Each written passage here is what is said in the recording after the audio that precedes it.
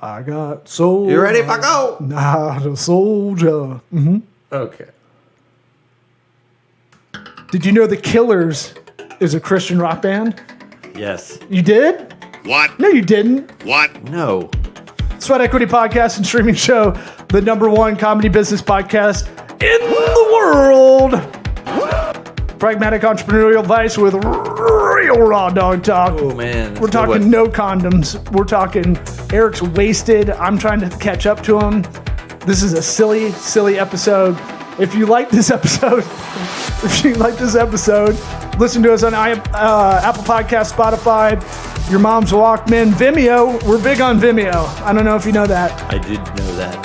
We're going to be on OnlyFans soon. I forgot to start posting us over there.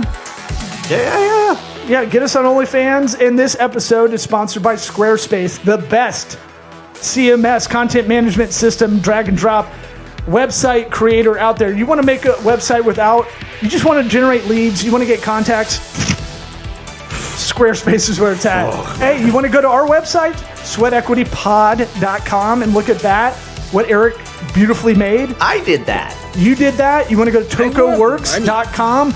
I beautifully made that. Yeah. You want to go to lawsmithworks.com, in progress. I made that one with my two little paws. You can do it too. We figured it out on the fly. We've made probably over 200 sites now. I mean, I'm gonna come. My cup hath runneth over with cum. What?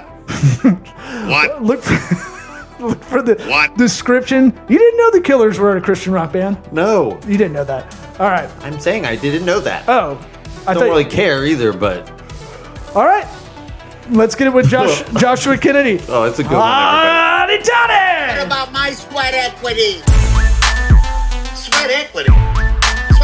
Sweat equity. My sweat equity. My sweat equity.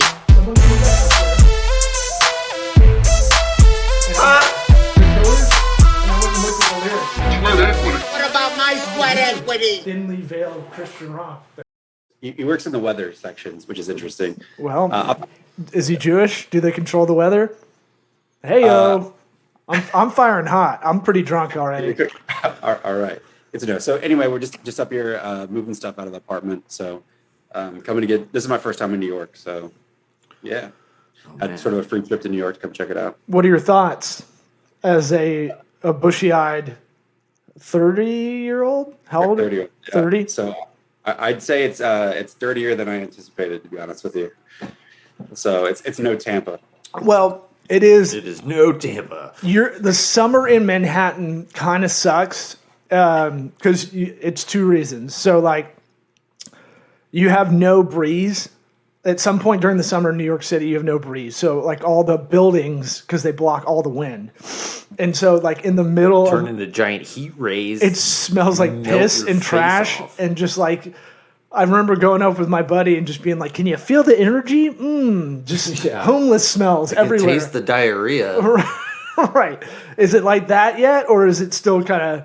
I mean, there are definitely there's some corners that were not the best smelling for sure already that I noticed. And you're in the nice part. You're not even like the Lower East Side. I know. You're not in Alphabet City or any of that shit. Well, we rolled through Harlem by car to get here, so I got to see, Did you just wave at all the black people? Hi. Is that what you're talking about? To quote Happy Gilmore that we watched the other day, quite an economically diverse crowd that we have here today. So that's in Happy Gilmore? Yeah. That line's in Happy Gilmore. I don't remember that one's. I think I've seen that movie 100 times. I used to worship the altar of Sandler. I don't ever. I think he made that one up. That's in a DVD extra. Is it Verne Troyer? Is his name? The CBS? Is that it? Verne. That's the mini me. Verne Troyer's mini me, dude. Verne like mini me. Verne Lundquist, Gilmore, bro. who I pissed next to one Verne? time. Yeah. I pissed next to Verne Lundquist at a LA Rams reunion when my dad was attending. That is the worst. And I'd had nothing to say to him. And I was like, Verne, what's up, man? What are you doing? Pathetic name drop. I was so... I peed next to Verne Lundquist. Like, I can't think of a nerdier I know. person ever. Look, if Verne Lundquist's name comes on this show, like, you have to throw in whatever story you got. What's your Verne story? Well, I shit next to Verne. No, you Troyer. didn't. No. Oh, okay. I shit on Verne Troyer. How was God it? rest his soul. Was he in the tiny stall? Is Yeah. there like a tiny urinal? Pretty one? much covered him. Verne Lundquist was peeing. It was all USC'd out at the Coliseum because that's where the Rams used to play. And then I did one of those things. I had nothing to say to him, but I wanted to talk to him. And I was just like, what are you doing out of the SEC? Like thinking that's pretty rich in my head. And he's like, oh. And he's like, where do you go to school? I Well, was like, son, I have a national contract. he was like, You know what a contract is? You Where'd you idiot? go to school? And I was like, Auburn. And he was like, oh, No, you War don't know Eagle. what a And then he contract- walked out. And I was like, oh. Yeah, no, Oh, I nailed it. I'm the worst in this story for sure. So You're the worst in it now, too. I'm rocking a tank better than you are right now. If anybody's watching on video, that's for sure. This is There a are Tom. two different kinds of shirts, for the record. Mine's a shirt you cut into a tank top, like Florida trash. Nipple alert. Am I exposed? Nah. Mine. Ooh. You want me to rub legs with you? Not. Yeah, sure. Josh is just watching us. We haven't asked him anything. Oh, we going? What's going on? What's new? Why'd you want to come back on the show? I don't know why. I was gonna say I think we've done it a couple times. I think one thing is that the business is evolving. So if it was kind of a series about doing like the evolution of the business, I have more to pipe in on than that. So I can definitely talk about that. Can you give us a quick recap? Yeah. first Ooh, couple? That's Beginning good of hosting work. Beginning of the new season. Yeah, you have to do like a recap. Like Umbrella Academy 3 comes out. And I'll put a little skip recap Yeah, I'm gonna have button to. on there. I'm gonna have too, to if watch you the don't first wanna two again, like the boys. I kind of forgot everything that happened. listen. Well, that's worth rewatching. Anyway. Yeah, no. Anyways. Okay, so recap on your business. Go ahead, Josh. Yeah, no, I think the last time we touched base, I was in Asheville, North Carolina, visiting with my friends, where there was some like a cameo from toilet paper or roses or something like that in the background. Maybe both of them. Oh, the weed man showed up. I remember Yeah. that. Yeah, Yeah, for sure. you're like, this guy's a shaman, man. He's cool. Don't worry about it. He does ayahuasca journeys for everybody here. I pay him full time. Yeah, he's So yeah, no, I was in Asheville with a friend, and He's we HR. we were starting to build and like trying to bring on people to help out with the company and doing more of the business development stuff. And I think now it's a lot more about like scaling the clients. I've got a little bit better model for like how I want to run the business and things like that. And even like some of the partnerships and strategies that we're starting to run has been like definitely a lot more mature than they were back then and stuff. So I've got a lot from more on like on the technical business side to speak about. So definitely some good progress there. Have you realized the clients under $10,000 are worth dog shit, and they promise the most and they take the most out of you? A lot of times, yes, that is the case. And for a lot of businesses, we're speaking to the audience in this show. 10,000 isn't a big client at all. Like they wouldn't even scoff at that. But when you're starting out, a lot of people. I did this too. I chased bad deals, and you spend a lot of time. It's like chasing a girl you're not even interested in, like when you were in high school. But Right. you're like, I'm pretty sure I could get her laid. I could get laid by her. She's a 7. And then she rejects you. And then you're like, you spend all this time, no, and now fuck you're this. pot committed, and you're like, I didn't even want this in the first place. When you really retrospect, I'm in too deep. so my worry with you was that you were going to placate to the smaller guys because you want to make the deals, you want to build on that, and it is a fool's errand.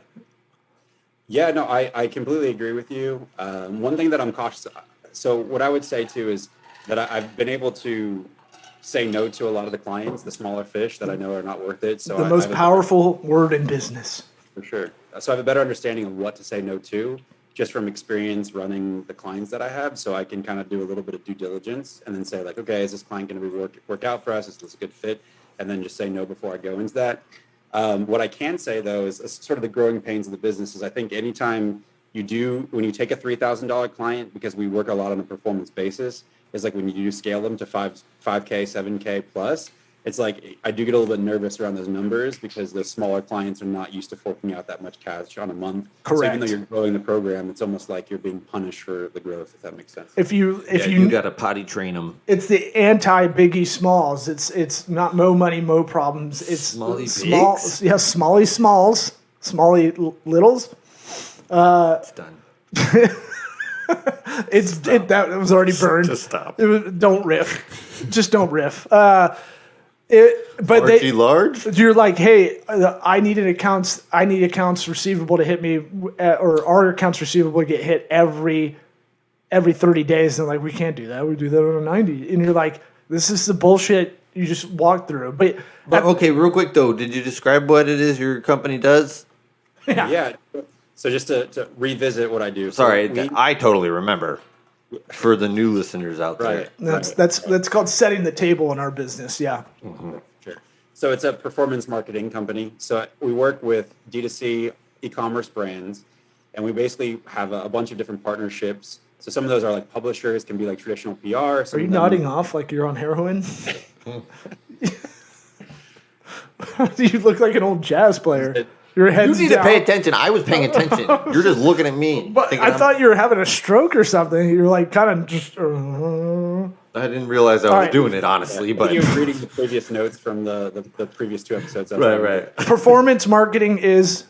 Explain it. Performance. So we basically drive new customers for D2C e-commerce brands on a performance basis, primarily through different partnerships.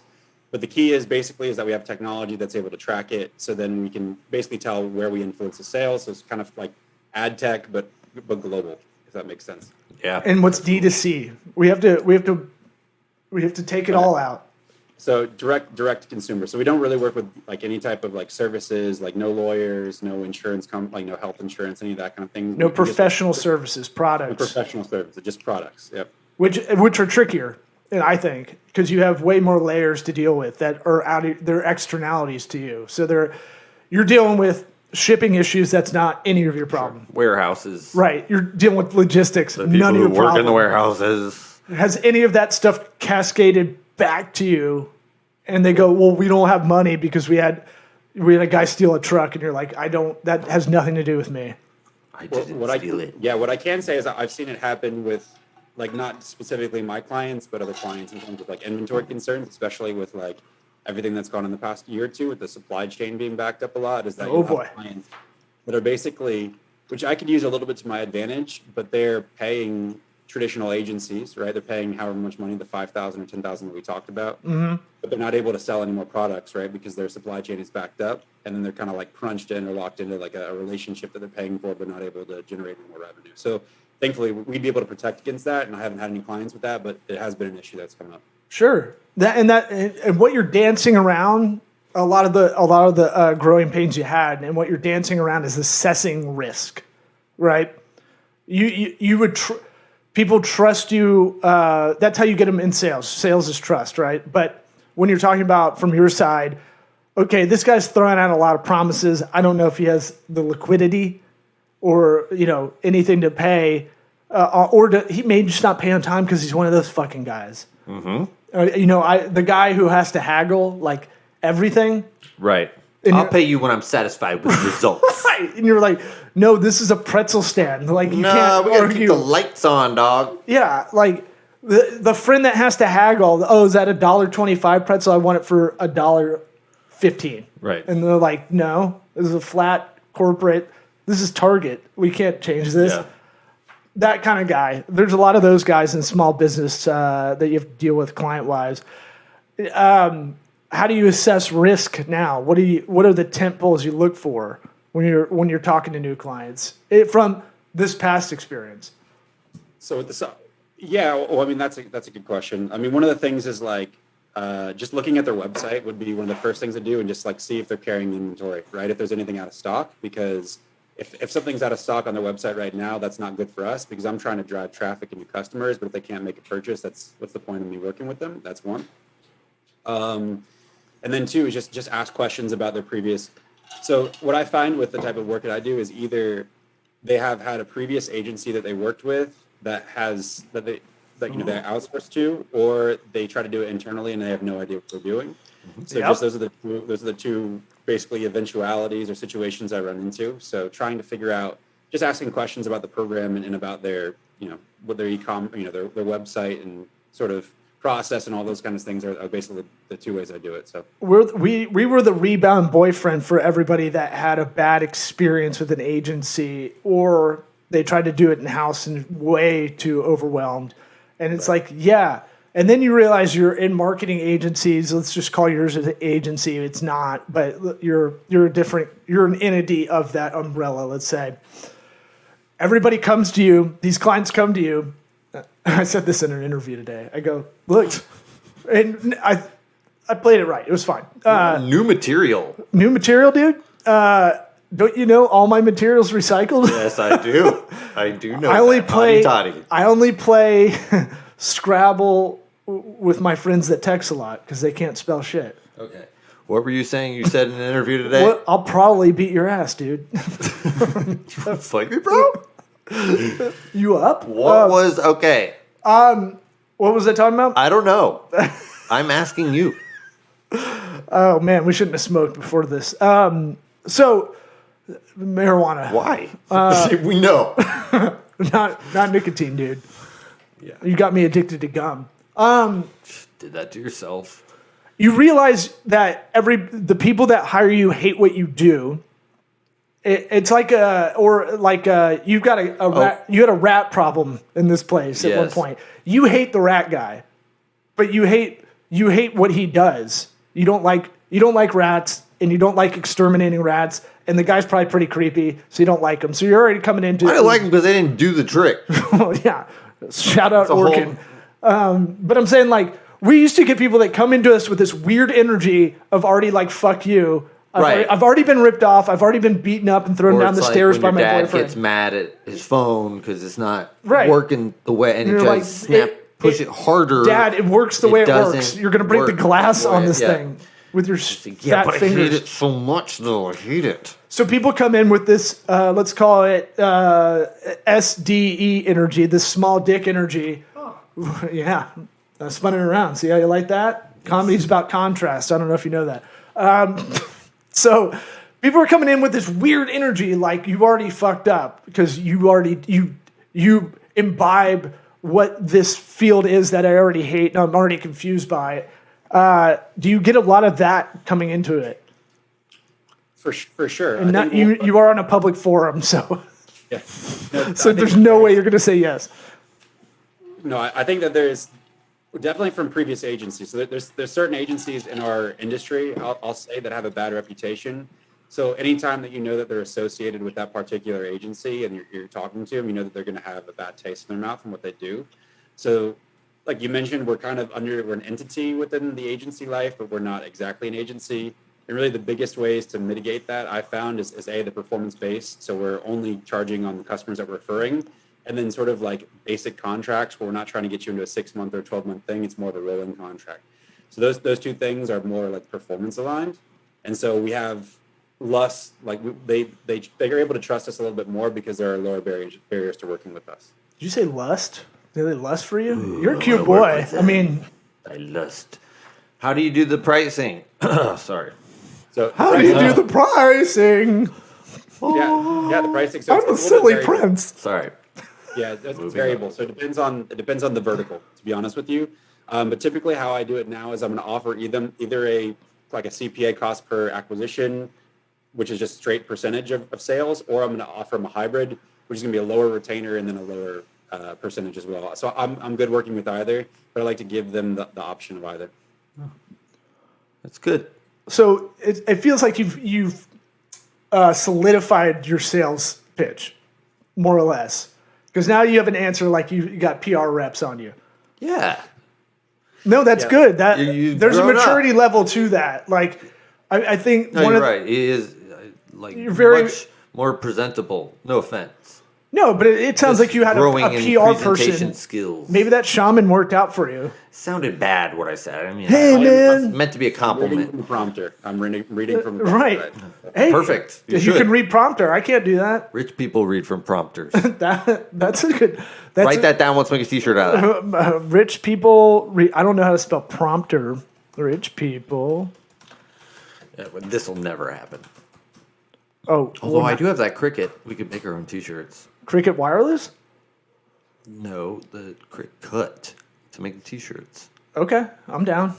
I got all these ideas. Business. Like talk to the hand, man. Well, look, every dude has been like, we should make a bar, and we should do a T-shirt company. I'd never have said I wanted to have a bar. I've done both multiple times. Let's fucking own a bar, Nightmare. and above it, it'll be called The Influence, and this downstairs bar will be called Under the Influence. I'm gonna go No- back. no sound drops? I'm gonna go back. Hold on, and I'm gonna take the time It's not even my to joke. put cricket noises under because I don't have my sound. You don't my have your sound bed? thing right now. I'll definitely forget, but I want to go back. Shout out to our old and friend edit in. Shannon Sarbo for that joke my whole life. Yeah. He's who to write your She- emails to. Then Okay. Let's right this ship. Eric, next question. do the. So, what's your day to day like? How's that looking? Yeah, give us the breakfast, lunch, dinner. What's going on? So like today I had a client call. Have you themed your days yet? Have you themed them? As in, like, are they the same every week, or like as I have a like office Pirate theme? Day. Every good project manager or ops person that's come on this show has talked about theming your days. And you don't remember Nick Snap? Six Sigma Dude, certified. that was like 5 years ago. That was one of the first episodes I was ever on. I guess you don't remember. No, I don't. That's cool. I just remember his name. That's cool. No, Josh. One question for you. Do you theme your days? I'm not to the point yet where we theme our days. I'm open to suggestions, but I haven't themed it too much yet. Monday, get your shit together day. Tuesday, act like you got your shit together. Friday, continuous Take a improvement shit. day. All your meetings are on Tuesday to Thursday in the afternoon. That's the best I got so far. What does that mean? You mean plan your week is what you mean, not theme your day. No, What does theme your day. it what? Theme your day is it's an ops philosophy that people naturally do when they have a small business. So you own a bakery, right? Hold on a second. You don't need to go metaphorical here. Yeah, I do. You own a bakery. You're a Cuban baker. See, You own a Cuban bakery. You're making all those big baguette style Cuban loaves of bread. You get up at 3 a.m. That's your deal. You're a great baker. That's what you do. Then you start your own bakery. Then you have to figure out, all right, this day is an administrative day. After I'm done with the actual baking, the actual service, the actual work, I have to do, there's always, El Dia de Ministro. whoa. El Dia, that's right. What? The day of something. I'm sure. I wasn't questioning it. I was just, your Italian's really working for you. That's what it was, Italian. And so you have to theme your days. When I had to coach a lot of salon, like a stylist that wanted to have their own salon, their big days are Thursday through Saturday. That's your money making days. Now, if you can fill your other days, great. Like strippers. But every Sunday and Monday, until you don't have to do it, those are your social media days. You can schedule out all your social media. You can do all your administrative, you can do your marketing. Those are the days that you can cluster together because everybody's at work on Monday. No one's really coming in, but you could also be doing it from your salon and take in anybody that needed someone on a Monday. So you're filling in a gap. My point being, that was theming their days. These are the money-making days. I'm on my feet 12 hours a day, selling retail. That's called take-home in the business. Yeah, you don't know about it. Do you? Do you? Do you even know about it? Oh, man. Should go watch Garbage Garage after this. Bro, I'll open a salon right now. I don't even need to cut hair. I'll fucking just wax that shit. It'll just be a commission. It won't be rental. Pull it out. It won't be booth rental. That's what this shut up. interview's like, pulling hair. I'm pretty teeth? drunk. I'm not gonna lie. I know. Josh, your thoughts? That's how you answer. You just go in a Josh, big go. in a big rant and then just go. Your thoughts? Yeah, no, I think there's definitely a flow that I have for sure during the week. There's not much. Basically, Tuesday through Thursday is where most of the work is done. But in terms of dividing the division of responsibilities, right now I have people that are pretty much executing a lot of like the client management stuff and all that. How many people on your team? That's what I was going to say. Right now, just two or three people. Yeah. Very. So Small team, but they kind of do more of the project management stuff and client management, and I'm focused mainly on the conferencing and the business development and that kind of thing, and kind of like the content marketing side of things, and then also chipping in, on calls and all that, and just kind of overall strategy. So Yeah, you need to come in like, oh, let me slide in, say hi for 5 minutes, and then slide out. That's a pimp move. Change this, change Pretty that, much. change this. Yeah. Oh, what was Alex talking to you you guys on about? Tuesday. Let me just elaborate on that. Now I got to go. I got to cut out. That's always a baller move. Right. Yeah. Don't not change nothing, guys. I'm leaving. Yeah. You coming in? What? You come in and say a bunch of big What did he platitudes. say? Hey, we go big or we go home. That's how we roll in performance marketing. All right, I've got a 2 o'clock. I just got to cut out, and then you roll out on a rolly chair. Mm-hmm. Yeah. Make one of your employees carry you out. So you're doing agile project management. What are we talking? We talking Asana? We talking Reich? What are we talking? Let's get. we do Asana. Is what we use, project management stuff. I used to use Asana. Yeah, I use it. It's okay. Yeah, it's okay if you use it correctly. Yeah. I would ask your people that use it, if you use it correctly from the get-go, it'll save you eons in time. Like, it'll save you so much time in the back end. You know what improve Asana for me? 10 Not having times clients over? on your Asana? That, but how about just like a save or a send button? Like Go a send. submit, It's got that. not what I'm talking about. Like you create a task. Would you like make it a big thing over it? It never feels like it goes. You can set that in the settings. You can add a Like button. a prompt. Do you want to send this kind of thing? No, just something that is more definitive of when you've completed what you're trying to do. Oh yeah, you can have it do All right, like you're gonna have to show me this shit. you know when on the Asana you use, if you complete a project, it shows like a rainbow and unicorns. Like, Oh no, I know that. I'm saying like creating things. It doesn't matter. We can worry about this. Whoa, I thought I was fucked up. Nitty gritty. I'm not. I'm completely sober. Wow, it's sad then. This is getting treacherous. You're treacherous. You did this. I'm naughty by nature, treacherous. Give me that. You know you love that. I'm gonna have to do so many You know sound you- effects after this. You know you love that pun. It'll take me way more time I'm to tretch. edit this. All right. So, aren't you glad you came back on? Yes, might Josh be- was nice enough to come on at the last minute. This might be more damage. And yesterday we rescheduled because Eric had like ballet practice or something and had to reschedule on the fly. What was going on? Let's bring it all out. Do you do HR meetings like this where you just get it all out in the air?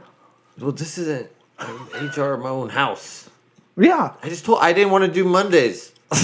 you're Garfield. I had a case of the Mondays. What do you want from me? All right. I'll be Odie about it. That's fine. Oh man, You hate What was the Mondays. guy's name? It's your no podcast theme Monday. That's all it is. Yes, I themed my day that I wasn't going to be a podcaster. No, we got to get out of this house. That's probably part of it. We'll get a studio soon, and probably one of those co-share places. You know, inflation's getting rised up, Yeah. so everybody's now being very speculative, all that stuff. How are you going to make your business recession proof? The aforementioned hair. Out of nowhere. Yeah, I know. A big question. Slam them with that. I think I can actually use that. I think I can pivot pretty well. Good. On that, to be honest with you. So I think it goes down to the performance basis thing, right? So like what you tend to see is like I kind of look at like agencies as like the blind dating kind of thing, right? So like you can go off reputation, you can get referrals, but you don't really know what it's like until you're working with them. Or and to bolster that metaphor, a lot of people aren't good at dating. They're not very good at asking questions. right. Like I've done a lot of those. Man, I swiped right on so many trans dudes where I'm like, good job. Not for me, but good. You know what I'm saying? Swiping right's bad. You like them. You know what I'm saying? Don't act like you don't know. You're not going to like creep me out. You can touch me all day. Go ahead. Feel my armpits. I don't care. It's even funnier when you're motionless. I know. I just have to let you finish. You know what I'm saying? Just finish on me. But I used to go on these dates and I go, oh, you saw I was a comedian. You want me to entertain you this whole time? That's insane. Or what drives me nuts is a woman can't carry a conversation. Like I've got to take the lead on all this all the time. I'm not always on like I am murdering right now. You know, I've known you for a minute. I'm not always There's crushing. not a lot of that. I feel like I get all of your quiet time. I don't know. I think you're just you're a tough audience of one. As I Anyway, should be. Thank God. yeah. All right. So back to this. I think that's a good metaphor. It is dating because you're. Yeah, so it's dating. So you don't really know what you're into until 30, 60 days. You typically meet a sales team who has a refined pitch, right? They sell you, they show you their fancy slides. And sales hates marketing. Marketing hates sales. Yes. Right, exactly. And then you feed it into your marketing team and they're managing expectation, all that kind of stuff. So again, the solution to all of that is the performance basis. So we have software that tells us, we can tell, is this the first time the customer is coming to you? Is this a repeat purchase? Whoever this is. And so in a recession, people say, okay, you can go to this company that they might have a good reputation. You don't know what it's like working with them. They're asking you for 6-month or 12-month commitment. They're trying to engage you on the first date, right? Literally getting engaged. The metaphor works very well. Yeah. So you're getting You're an engaged on the Indian. first Your date. Indian parents trying to matchmake. You can't say any of this stuff, but he wants to. All right, go ahead. So Dowries you're into getting this. Did you see the Indian parents that sued the kids for not delivering a kid? That's pretty Indian. That's the most Indian shit I've I ever mean, seen. I don't know how to. I mean, I don't mean that in a bad We'll way. have to get Krishna Reddy back on the podcast, But you know, or we'll get how about some love Akash for your kids? on here. All right, go ahead. Yeah, or As you were saying, you could choose a second option, which the first one is getting engaged, locking you in about $3,000, $5,000 plus retainer every month for 6 months or 12 months. The way that we work is we only get paid out pretty much on new customers, or we know if it's a new customer, and we're not going to lock you into long-term contracts. So for someone, we don't really know what the future is going to hold. It's uncertain. We don't know what people's purchasing habits are going to be like. So why don't you work with someone who's not going to lock you into that long-term engagement and also going to show you proof of sales? so That'd be for my- me, empathizing where you're at, analyzing risk of the client is going to be way more important. That's going to be that. Once you figure out that key, what's your metrics? What's your index for figuring out the risk of these clients because you are pay to play, right? That's going to be your kind of guiding star. That's going to be your North Star for everything. That's how you don't fuck yourself big time because your cash flows come in depending on the wellness of that brand, right? And how healthy they are. And I'm getting kind of fired up because I've been there where people promise you all that shit. And then I get mad. I'm getting you to that. I'm time traveling to the point where I would go, I should have vetted this person out a lot more. How do you do that? How do you establish your deliverables? Yeah, well, I mean, part of it is what the expectations of the client are, right? He wants to know the reporting software you use. No, Yeah. no, 'Cause no. he's having That's not trouble with it. That's not it. Google Data Studio doesn't kick. I'm just curious because if it's performance based, I mean, are you getting like revenue data from last year, and you have to make it a 15% growth? How's it? How? And the bigger you get, the more you're going to have to figure out how to check that number isn't juked, because I know you can put tracking in, but it's in their entities, right? Well, so it's both. Typically, we have access to their analytics. So if we set it up properly, we're able to see how much revenue we drive through Google Analytics. Two is that we're operating out of their own software, right? That is connected to their site. Mm-hmm. So the way that we get screwed really is if we build up a program to, like, let's say hypothetically we build a program to $500,000 a month, then they could say, we don't want to work with you anymore, and pretty much collect all those residuals basically because we've done it. Now that's a situation that's very real to work with us, and maybe at that point we have to come up with longer contracts so we can protect ourselves a little bit more. But like at least just trying to get the business in the beginning, it's more about just getting the business going than starting to build a program. But yeah, so it's the software that's connected directly to their website. We're in their analytics accounts, and we're also using our own software called Affluent, which is basically taking all the data from all these different places, all the different networks where our clients are working, or the different software platforms, and pulling it into one place. So like we're a able to, tech stack check of sorts. I'm not familiar. Like it's aggregating all the info you need from their tech stack, all the apps that are used. Yeah, for sure. Yeah. Sound interesting for what you're That's doing? kind of scary. It's kind of scary that they could just. Well, there you go. Look at that. That means our show, we have to go lightning round, and we'll ask. Should we ask the same question? No, I have. You've already asked it. I know, but it changes. Some people have different answers. I But don't, I'm going to be honest. I don't think I like the 13-year-old question. I said it. rough. Well, I'm sorry. look, Ryan Sickler. I needed Ryan Josh to be here. Ryan Sickler's podcast copied it. The Honeydew. Let's do Does this. it make it okay? Why? Because you don't like thinking about 13-year-olds because of your past. Yeah. Yeah. Let's go with this. What is the hardest time you ever laughed? This is a Pete Holmes question. I'll steal from his podcast. What is the hardest time? What? You ever laughed? I think the most immediate thing that came to mind was like when I was in elementary school. We were in like 4th or 5th grade, and there were 2 flies having sex on the table, and someone was doing a live commentary over that. And I was like, Good. That's perfect. Good. See, this is a fun question. That's better. Way better. That's not ours. I don't want to steal it, but look, everybody's seen that, question. or It's a question. or lizards going at it when they. Oh shit! I'm Life breaking is stuff. falling apart. I'm Thor. I told my kids I'm Thor, and they have to address me that on Father's Day. I forgot to. Oh, they're going to be so disappointed. And then when my daughter got angry and it started raining behind me, I go, "You did that." I go, "You made these clouds happen in this thunder." Man, and you're blaming them for the weather. She bought it. Yeah, them and the Jews. All right. Well, so appreciate you coming on. We'll have you back on when we're more sober, maybe, or maybe more drunk. I had more fun on this just let episode. me know ahead of time so I can kind of join you. Okay. Whatever. Deal. That's a good call. Deal. We'll do boozy episodes. I like that. I like where your head's at. Yeah. Maybe we could do a live one and the listeners drink with us. Sure. That always means no. All right. You said it like a mom. Sure, Never let me maybe. have any fun. All right, buddy. Thanks for coming on. Dude. We'll have you on probably August. Let's say August. Sure. All right. See you then. See ya.